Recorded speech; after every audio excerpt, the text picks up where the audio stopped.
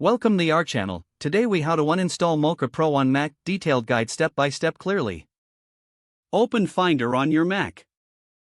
In the Finder sidebar, click on Applications. Scroll through the Applications folder until you find the Mocha Pro app. Once you locate Mocha Pro, right-click on it.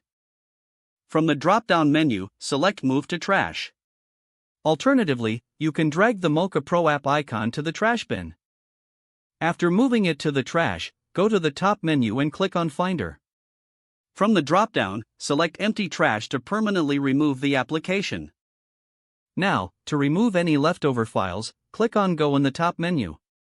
Hold down the Option key and select Library from the drop-down menu. In the Library folder, look for folders named Mocha Pro or similar variations. Check the Application Support, Caches, and Preferences directories for any Mocha-related files. Delete any files or folders associated with Mocha Pro.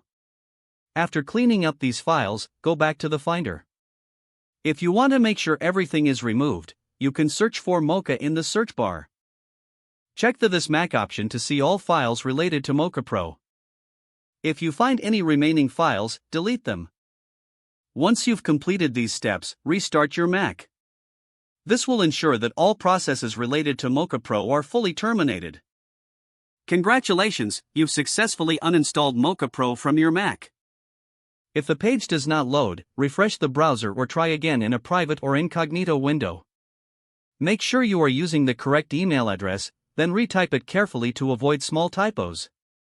If your password is not accepted, use the Reset option and create a new strong password you can remember. Check your spam folder for verification or security emails, then complete any requested confirmation steps. Enable two-factor authentication if available to improve account security and reduce unauthorized access risk.